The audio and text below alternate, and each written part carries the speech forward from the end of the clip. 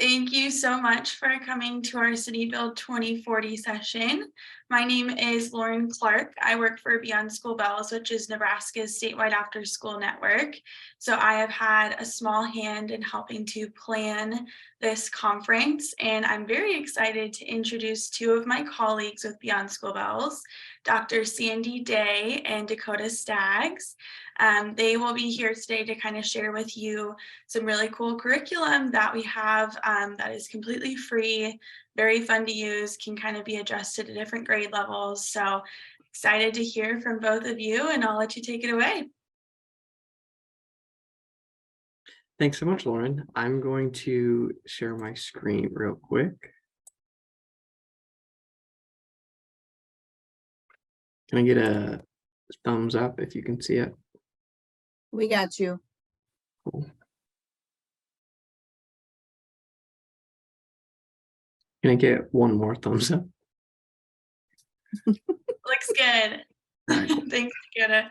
Thank you, Lauren. So as you noted, this is the City Build 2040 that is intended to engage and excite after-school kids, or kids after school, I should say. As Lauren also noted, we are Beyond School Bells, Nebraska's ELO network. I'm Dakota Staggs, an assistant vice president with BSB. And I'll let Sandy introduce herself as well. Hi, everybody. Sandy Day, Director of Content and Delivery, which basically means I help write curriculum and then I help support with professional development. And then also one of my big roles lately has been helping new programs getting started across the state. So that's what I do.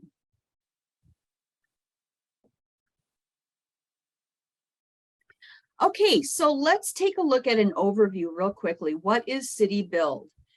First of all, I have to just say something, and Dakota, you're going to laugh at this. So when I was looking at our slides here, I noticed that you separated city from build, but on our website, oh no, we have the two words together. And that's just because I think it was just how it was conceptualized in the beginning in 18. Anyway, what is City Build? City Build is, okay, I'm just going to go out there. Of all of the content that we have on our site and all the content that I have worked with personally, this is one of my very favorites because it is so moldable to any grade level, to any combination of grade levels, to time. You can do this in one day. We did it in 2 hours in Western Nebraska in Grand Island. You could take this, I could see this. If I was still a director in Council Bluffs across the river, I would like to see my secondary clubs take this and make this a several week project where you can really build in lots of great background stuff. But what is City Build? City Build is an opportunity for young people. And again, and Dakota mentioned any grade level really this will work with, to get them to look closely at their community, look at what they think works, what is a problem, what they would like to see their community to look like in 2040. Because in 2040, think about it, a 10-year-old, my oldest grandchild right now, in 17 years, he's going to be leading his community. And so we really want them to really picture themselves in the future and see themselves being a productive member of their community. There's a lot going on here. Trust me, it'll all make more sense as we go. Perfect. Thanks, Sandy. So that kind of got into, sorry, there we go. That got into some of the City Build framework. So that central question, what do you envision your community to look like in 20 years? That's kind of what we base the whole City Build project around. As Cindy has mentioned, it can be very malleable. You can run it many different ways, but all of those ways should eventually focus on that central question on what do you like about your community? What do you want to improve in your community? And what problems would you solve and how? And frame all of those questions for whatever student group you're working with. So that can be second graders or third graders, or that can be honestly like, college students if you really want to get into some of the engineering pieces. Ideally, it's both. Honestly, I think some of our most successful city builds have engaged both college as well as high school students as part of the facilitators. And we'll mention that a little bit later on in the presentation as well. But then really just engage younger students and let their own creativity flow. Answer these questions, use their imaginations, and we'll kind of frame it around, what do you see in your current community? So the example is Crete 2060.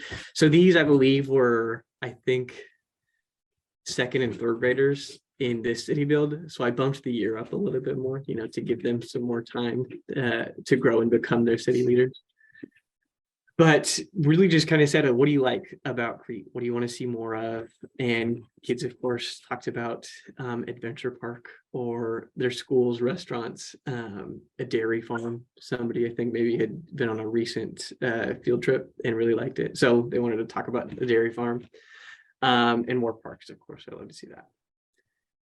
So these are two examples so Beyond School Bells just hosted our own conference last week, and we had participants of all kind join and do their own city build. So some of these were student created projects. Some of these were children or grandchildren of the BSB team who completed these projects. And then many of them were also just after school professionals who wanted to join in on the fun. And so you can see go ahead, Sandy. Go ahead. I have to say something about that picture on the left. Okay. I was just going to say, you can see they are all intended to be recycled materials. So 90% of what goes into a city build is recycled. We all, especially in after school programs or in organizations that provide materials to after school programs, get a whole lot of Amazon Prime boxes and packages. And so keep those. You can turn them into materials for a city build. Go ahead, Sandy. I just wanted to say, in my former life, I was a in-school teacher. My husband and I both were. We had this dream of creating the teacher's lounge, which was literally a bar and grill for teachers. So we got to play a little bit because I couldn't come to the conference. I had an eye issue. But if you look at that left picture, there's a big long yellow thing. That is the after school professionals late bus. So if you have a little bit too much of the wine or the beer, you can sign up for the late bus and get a ride home. We like that idea. It's really good. I'm a big fan. As you can see, there are adult versions of the city build as well as student versions. Very fun. And so we kind of thought a big piece of this, again, going back to that last slide, is really focusing on these three questions and the central theme of how would you imagine your own community in 20 years? And so we thought, why don't we do a little, oh no, I'm getting ahead of myself. We're gonna watch a quick piece of a video about the city build.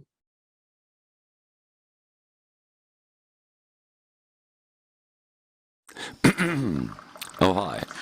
Hello. I'm just making my morning coffee.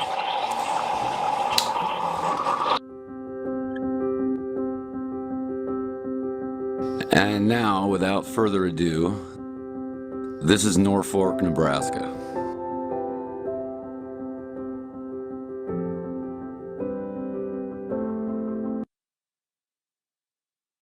Not bad.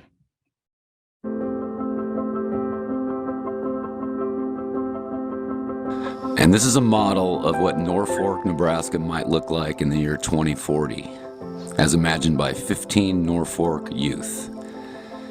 To you, this probably looks like a lot of cardboard. To them, it looks like a future to be excited about.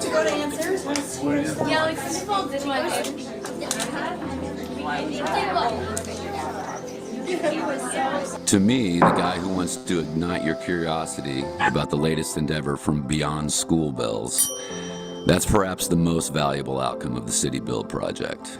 Kids getting excited about not only their own futures, but the futures of their communities. Here's one of the project's developers, Colton Harper, to further illuminate what exactly City Build 2040 is. The City Build project is a 1.5-day experience where students have the opportunity to build their city of the future. They work with everyday materials like cardboard, tape, and scissors. And they work in teams of 3 to develop just one zone in the much larger 9-foot by 9-foot city. Some of the focus areas of the project are flood prevention and water management, or renewable energy practices, recreation and innovation, and even urban agriculture. So the students get to learn about a lot of the problems that we're going to have to address in the future. Good stuff, Colton. Thank you. So don't worry, we will continue the video. Also, I apologize if you've heard my puppy barking in the background. There's a good chance you have. Anyways, let's see. Communities across. Okay, so now this is what I started to jump ahead to. We thought it'd be fun for everybody to grab a piece of paper, notebook paper, or whatever you got in front of you. I have a conference booklet from, I think, last fall. I really like to take my notes in there. If you have a piece of paper, take a couple of notes, draw some pictures, make some doodles. How would you imagine your community 20 years into the future? I think it'd be cool if you want to take a couple notes of things that you saw in that video or in the examples that from the conference, the pictures I showed. We're just going to take 2 or 3 minutes, take some notes. If you are interested in sharing, feel free to prepare yourself to share as well. I'll come back in, let's say 12:17, at least Central Time. Oh, nice. Okay, it's 12:17. Sorry, I got a little carried away with my own ideas and drawings. Does anybody feel like sharing their ideas or things they noticed?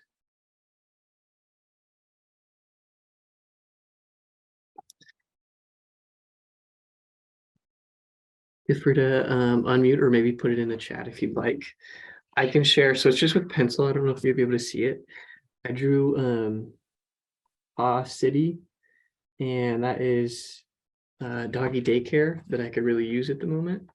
And so I thought that's something that I would incorporate into my city 20 years into the future. This is way too hard to see, but I just want you to know that one of the things I'm going to do when I win the Powerball, I'm going to eliminate homelessness in Omaha. I have a plan to snap up several hotels. There will be one for health, converted to health, one for careers, one for obviously living, another one for recreation, and then again, career training to get back into the rest of the world. This is America, for Pete's sake. We could end homelessness if we really put our minds to it. Anyway, that's me. It looks like we have one in the chat as well from Christine: less grass, parks, and more native plants instead. I love it. Big fan. That's that would fit very well into Nature Dale, which was one of the examples from the conference. Looks like one more from Janet: another grocery store, a roller rink in town. I love it. Okay, feel free to continue to pop them in the chat. We appreciate examples. We will come back to this as well, so keep the ideas coming. We're going to continue the video. Thank you. Communities across Nebraska and across the country face a shared challenge. In these small towns, many bright young people grow up to become integral members of tight-knit communities. But many other bright young people grow up and leave home to pursue an education or career opportunities in a larger urban pool. And then they don't come back. That's why one of the primary missions of the City Build project is to get kids invested in and excited about the future of the hometown they've grown up in. Keeping the next generation involved in their roots is one way of ensuring a bright vision of 21st century rural Nebraska and rural America. The City Build project is so great because it offers young people a few hours to consider their futures in a community. And in doing so, it provides a moment to reflect on their values today. You know, I used to believe I was the product of a cynical world. We live in a cynical world. A cynical, And then I saw what happened at the project's launch in Norfolk, and I realized that product of a cynical world stuff is utterly ridiculous. Because Norfolk's youth live on the same planet that I do. And when they got a chance to collectively imagine their town 20 years from now, they prioritized compassion, care, and sustainability. Some people, they don't, they live on the streets, and I just really want that to stop. Oh, and two 10-year-old kids built a fully operating solar-powered electric circuit. Let's let them explain it. So this is electric tape, basically. This is metal tape. So they're attached right here, and there's the positive. This positive runs down here, and then it goes in, and so it's getting charged, and then it's going to go to the battery, which is going to go in here, so it's going to get charged, and then the same with this negative side. It's going to do the same thing. I haven't gotten that set up though.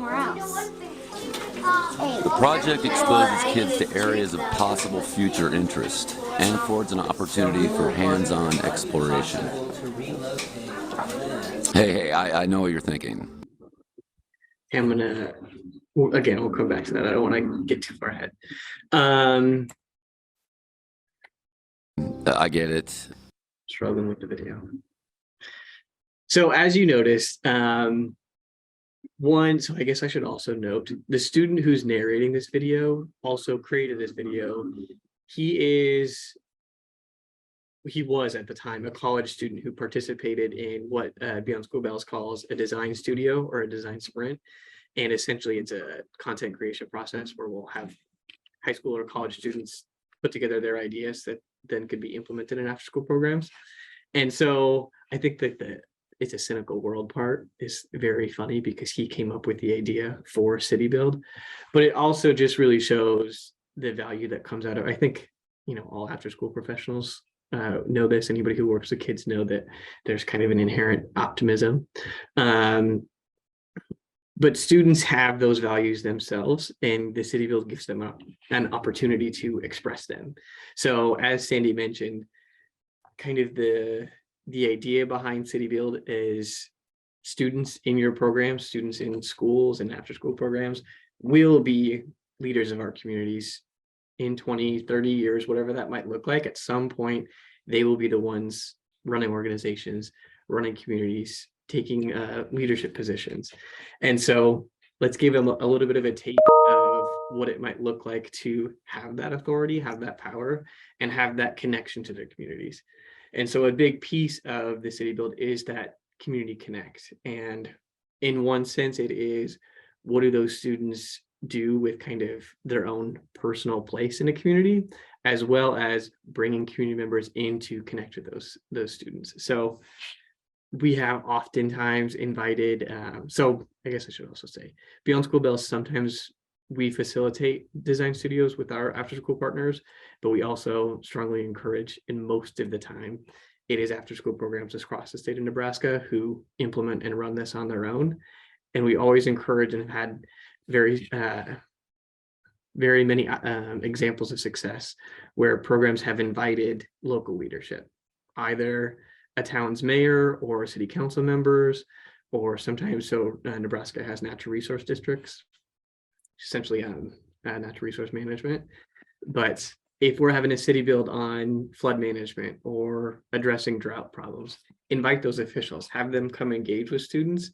And there's the dual benefit, as you all know, of them being able to connect with students and see the value of after school and the opportunities that you all are providing to your students, as well as give those students a little bit of insight into, wow, these people really care, and wow, these people actually have an impact in what goes on in my community. And maybe that's something that I want to do. And so City Build has a really unique way of engaging community members, as well as giving students just career insight and insight into the way that their communities run. And then so every time we run a City Build, we always encourage, and especially when they are a single event, whether it's 2 or 4 hours or even a full day, you always end with a family engagement event or a community showcase, as we called them. But basically, it's a way to allow students to present their work, to be proud of what they've done, to kind of own the leadership that they've taken over the city build process. And it's a really good way, again, to engage those community leaders. So here's where we will continue the trial run. So this one's a quick one, but I would encourage everybody to take that piece of paper and write down a couple of values that you would have, values that your program would have, or values in your community. Put down a couple of ideas on who you might invite, local leaders or officials, and then potential career or professional insights that you would encourage to be connected in your program. I'll come back at 12:27.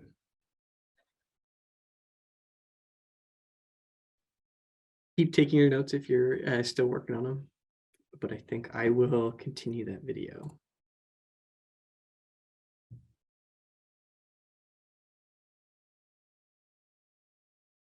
Hey, I know what you're thinking. I get it. The reality is that a fortunate very few of us have found something we are really passionate about as adults. So let's introduce young people to that search as soon as possible. And I'm not talking about what subject you like in school. I'm talking about a realm outside of our standardized institutions. A world that holds infinite possibilities, most of which we can't even imagine right now. Possibilities that will be imagined and then realized by today's youth, kids like these.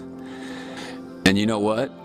It's not only kids in rural communities that benefit from the stimulation that this sort of project provides. All the stuff I said, same goes for every kid, everywhere. A test run in the metropolitan city of Lincoln was equally energizing for many of its participants. Kids were getting excited about dreaming and having an outlet to share those dreams. My mom always told me the best gifts come in small packages. To our youth, the best gift may just be a 3x3 grid and piles of cardboard. A chance to dream and a miniature glimpse of the wonderful ways imagination can manifest. There's a quote from a Nebraskan man whose name is Warren, and I find it rather fitting at this juncture. So before I conclude, I'll leave you with this. Someone is sitting in the shade today because someone planted a tree a long time ago.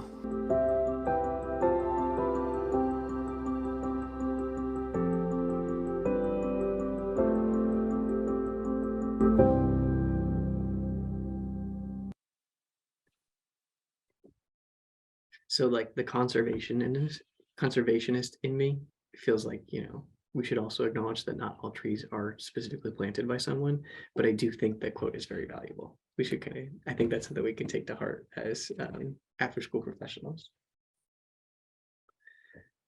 I'll pass it off to Sandy.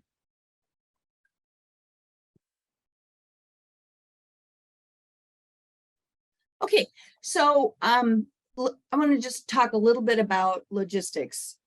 Obviously, you need a lot of cardboard. I'm just going to reflect on the recent one we did last fall in Grand Island. This was really cool. They had, and on the page we're going to share with you where this curriculum is at, there's a 2-minute video of their build as well, right underneath this 7-minute one that we watched. Anyway, they decided they were going to do kind of, I don't know if I can use this word, intergenerational, but they aren't that far apart. Anyway, but it was elementary kids walking over from a nearby walkable elementary. Their Gear Up kids, high school kids planning to go on to college, partnered as mentors, but then also we were lucky enough that UNL was on spring break. So it had 25 UNL students who were, most of them interested in going into some form of education. So they decided to pull all those folks together to pull this thing off. And they held the build at their annex, which is like their central office. And they did it. This was so cool. They did it in 2 hours. And one of the things, and I've said this to my colleagues on this call, one of the things that was so impressive to me was the relationships that were built. If you get a second, go look at that video. You'll see it in plain sight. The relationships between the college kids, the high school kids and the elementary kids. Those older youth were so pumped about the great ideas of these younger youth. I mean, it just made me absolutely buzz. It was the coolest thing I've seen forever. So logistically thinking, I really, if you can pull it off, I would try to build in some sort of near peer relationship, because it has a huge potential. Also, any of you all that have a TMC, we did this, and it was so fun talking to the superintendent. She left there shortly thereafter. Oh, no, that was her assistant. Okay, about the TMC, because a lot of the materials in the TMC, paper, scissors, glue, pipe cleaners, a lot of that material can be used in this particular project. And they just rolled it right up. They pulled it up, I think, on Sunday, and it was there ready for us to we started to look through this stuff on Sunday afternoon because we were out a couple days early. Then you want to make sure that you have looked through the actual build guide, and those are, of course, right on our website. We'll get you there.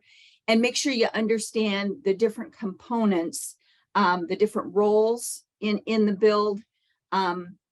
And then also there's a couple nuanced things which we weren't able to do it in the 2-hour one because it was just too fast and furious. But there's a set of things called news flashes that happen.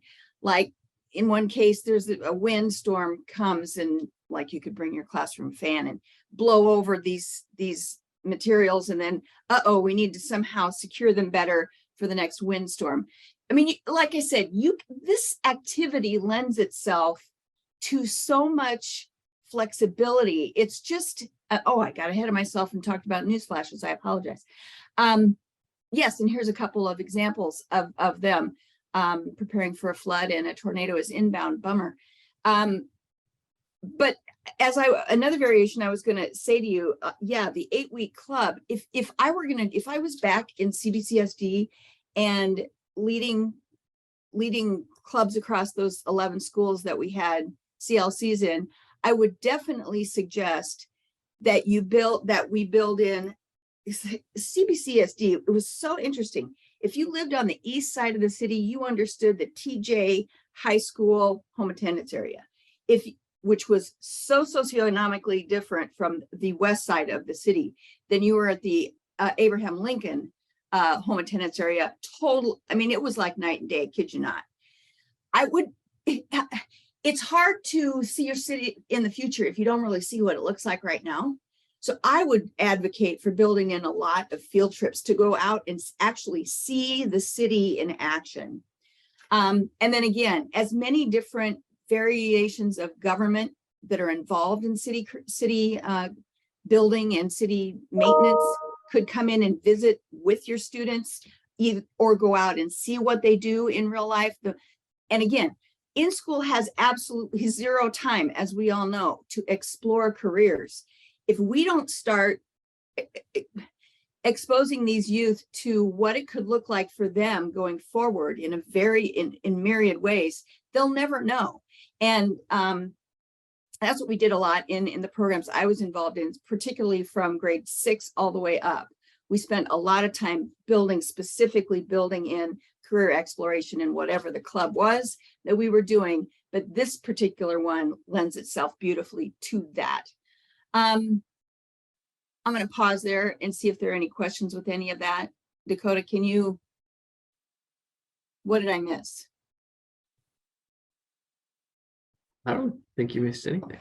Okay. Lauren, are there any questions in the chat? Have you seen any? Oh no, I see some. I've not seen any questions. I do have another kind of little idea that I put in mine, because I was going to talk about the values that you kind of prompted. So like the sustainability in nature, pulling in parks and rec. And then we have another kind of brainstorm from Christopher, just thinking about like an innovative town park, reused materials, natural climbing boulders, skate park, orchard, garden, that kind of thing. So good ideas brainstorming over here. Very good. Grand Island youth decided that they wanted to have a new University of Nebraska in Grand Island. And the 4 or 5 kids that did that, they of course had their own memorial stadium. They didn't call it that. They had their own football team. Sorry, Dakota. It was not GBR. It was just a little bit different. Anyway, it was so cool. You could see them so invested in wanting to change something for the positive for their community. It was really inspiring to work with those youth. Okay. Yeah, I don't love the stray away from Go Big Red, but I do. As you can see, Of course, you came to mind when I was thinking, how could I video this? But no, I couldn't get it right. But anyway. I did, in presenting this, had one question that I think may have been an oversight on my part. Lauren, is there another session on the TMC on Think, Make, Create Labs?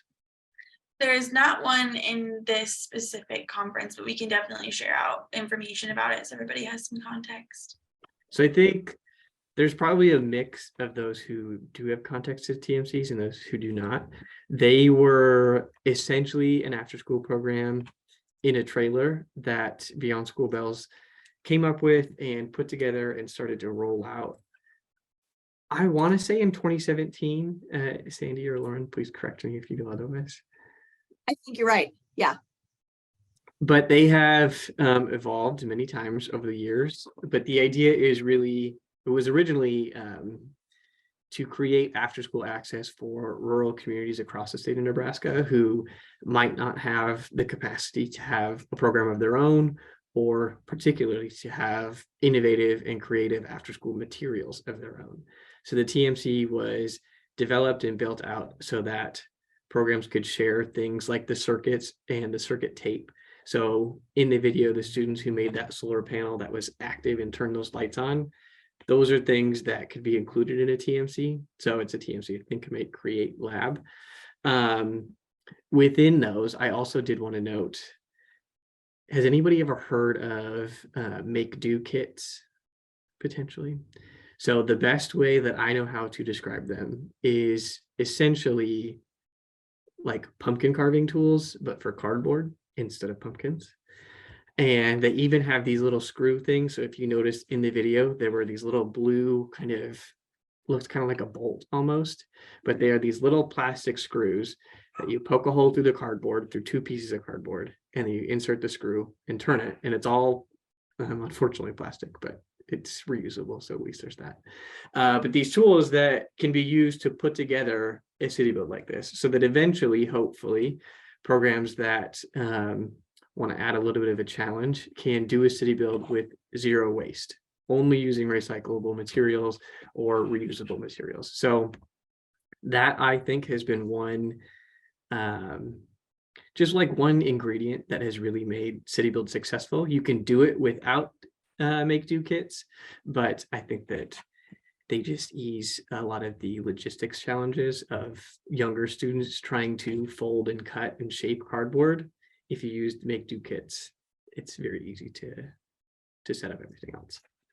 Glad you brought that up, Dakota. Another thing that might be helpful too, as a logistical piece, Grand Island was really upset with themselves that they didn't save like a corner of it to display in various locations. Shortly thereafter, they were having a fair, and they wanted to point out some things that they do after school. You might want to keep a little corner of yours. You're not going to keep the whole thing, because trust me, they get huge. It's not a bad idea to keep a section of it, and then you can it's much more easy to show another program how to do it if you've got something that's a sample. So if it's possible, and another place, if you have a TMC trailer, you could put it in there and save it in there. Okay, yeah. That's all. No, that's a really good note. I think one thing with the setup scheduling, and well, I guess not scheduling, but the variation of the setup in the Norfolk video that we just watched, they set up a 3x3 grid. Yeah. And each square of that grid was 3 feet by 3 feet. Yeah. So they had, I think, 3 or 4 students working on an individual piece. Depending on your student numbers, right? You can increase that. You can increase the total area of your grid. You don't have to have a grid if you don't want to, but if you have kind of a continuous event, it really helps to have a grid, because then you can have students specifically think through a brainstorming process of, these are the things we want to include in our community, like a dog park, like greater access to housing, like renewable energy, and then have students kind of naturally filter in what are they interested in working on. And then once they highlight their interests, their passions, they can build out those sections of the city. And then at the end of the event, you can put everything together, document it, have students present, take pictures of it, and then save a corner or two that you can use in the future to showcase what students have done, as well as kind of maybe start the next city off of. So then there's a news flash. Oh, there was one more thing I wanted to know here. So we'll show this at the end. This image, this picture is a page out of the City Build playbook. And this is something so that we'll have a link at the end, but is a free resource on VSB's page. It is essentially like a step-by-step process of what is a City Build, how to run it, what are the roles, what are the scheduling details that you'll need to know and things that you'll need to do. So within this, we have event organizers, facilitators, and then builders. Builders are obviously the students. The facilitators, there are a couple of roles within that. You don't have to have them all. If you have a big event, it really helps to have all of them, because then you can kind of have individualized roles and different people can kind of take on the roles that they want to. You can be theatrical if any of your participants are interested in having that kind of an experience. But we really found, especially with the Grand Island City Build, having those college students serve as the quote unquote city inspectors. They would then help the, what do we call them? Materials managers or the community official, I think. So there's 4 city officials. Having the high school student who's helping the younger students actually build. So the students are the builders. The high school students are the city officials, so they can help with the planning and the logistics. And then having those college students serve as the city inspectors, who can then work with each student group as a total and help them really think through, okay, what is our goal here? How are we going to connect this to the next group's city transect and things like that. So all of those potential roles are laid out in the playbook itself. There are also 2 other news flashes, and then it's very easy to come up with your own news flashes. Really, the focus here is just to have like a breaking news event. So if you really fill out all those roles, one of them is a news agent there. So CO number 1, have them just like take a microphone, or if they have a really loud voice, they can just speak up and announce, hey, everybody, we just had a whole bunch of dogs overrun the city and now they're breaking up all these Zoom meetings. What are we going to do about it? And then have students focus for 15 minutes. Okay, we just had this problem come up. What are we going to do about it? What can we build? How can we problem solve? And we always really encourage a little bit of kind of the engineering mindset on addressing a problem, thinking through what are your options, and then building something to make it work. So as Laura noted, I think there maybe are a couple others. Oh no, thank you for the links, Lauren. Now we just wanted to kind of culminate the City Build stories that we have all started to build. As you've heard, mine started with the PA City and maybe engaging people who run a dog shelter, or people who I wrote dog bar owners. So down the street from me, there's a bar that seems like they invite dog owners and their dogs, and I think they would be a great connection for my City Build. But I just wanted to give everybody a couple minutes to write down your own connections. If you have any questions, if there's anything you want to share, I think this would be a great opportunity to do that.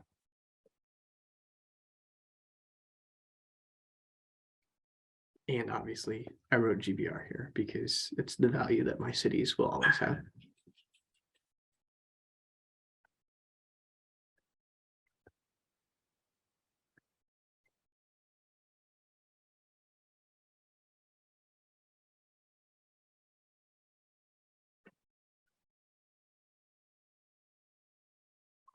So feel free to unmute and speak if you'd like. Put them in the chat if you'd prefer that, or just write them down and keep them for another day.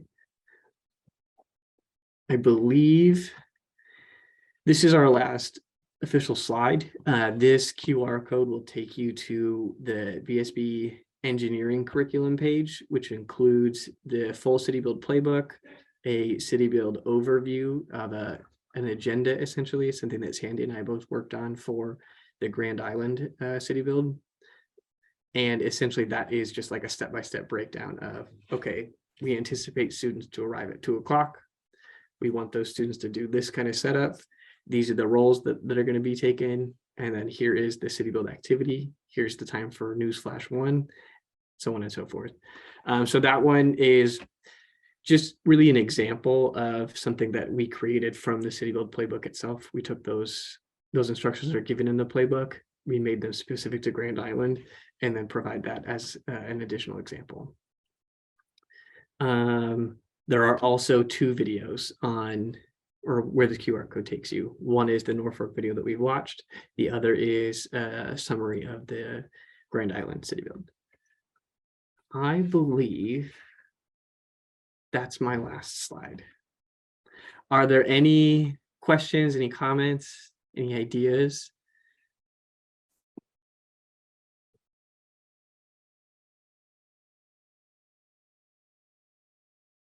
Hearing none, I'm going to stop my share. Just so I can see if anybody unmutes or wants to add anything. Okay, I'm gonna get us started with a question, and then hopefully if you guys could toss a couple in the chat, just 2 or 3. I wondered, is this something that you have done with like kindergarten students, 5th grade students? What's kind of the age range on this activity from your experience? I can jump in. Are you talking? Okay, I apologize. Thank you for the question, Lauren. So I've honestly seen the City Build with pretty much every age group. I think when you get into 1st and 2nd graders, there is a little bit of an added challenge just because of literally the tools themselves and being able to work with those students. So it's helpful to have more older students available in those instances to help the younger students. This is a great mentoring, great relationship opportunity. But I think some of the most robust City Builds are kind of upper elementary or middle school students. Everybody knows middle school students have some of their own challenges. If you can get them involved, you get them invested in kind of taking the reins and being the leaders of this city that they're building, then they can come up with some really cool stuff as well. Grand Island that just did theirs last fall, they had a combination of 3rd, 4th, and 5th grade. That was the elementary that walked over, and it was really cool because it wasn't an existing after school club. It was just a few kids who said they wanted to try something different. And I thought that was cool. So these kids had never worked together. They were cross grade levels. And then again, there was the Gear Up kids who were either sophomores, juniors, or seniors in high school, and then matched with those college students from UNL. We had a bunch of people there, you guys. I'll tell you what, and if you get a chance to look at that video, it's short. And the cool part is the parents came then to pick up their kids and have dinner.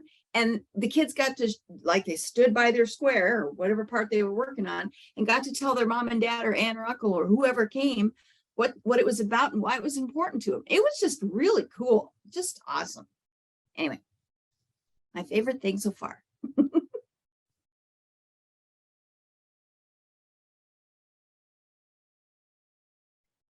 Awesome. We got just a thank you in the chat. This is a project I remember doing when I was young. The project stuck with me and is inspiring. This is cool. Excellent. Thank you for that. Another question about how much time did it take to plan this event?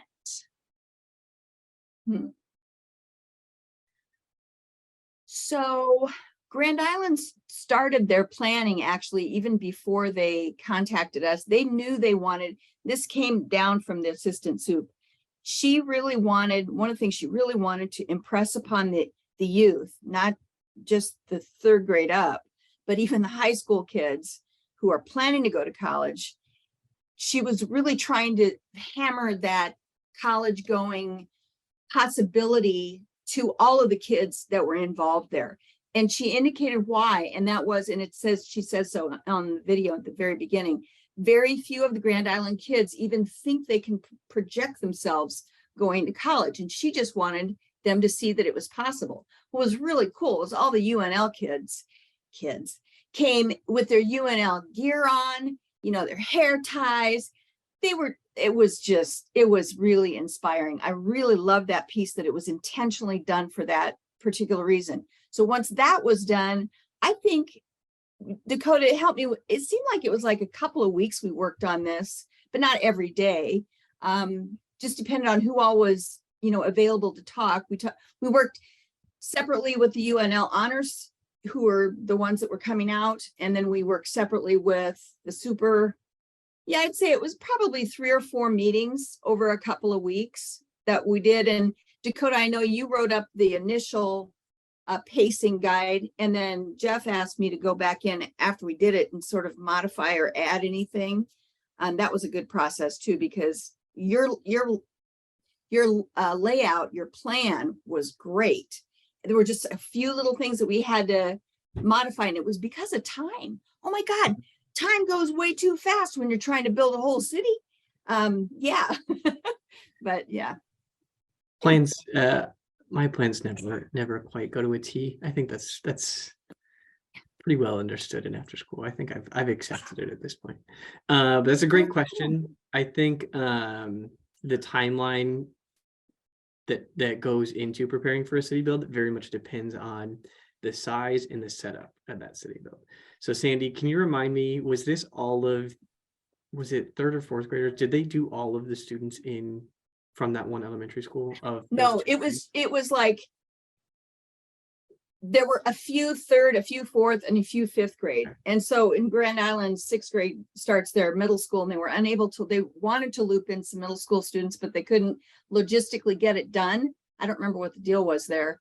But yeah, there were probably 40, 50 elementary kids. And then with all those other mentors, plus this was happening at their central office. So like the entire superintendent's cabinet came down at one point and was helping to cut out cardboard. It was the coolest thing ever.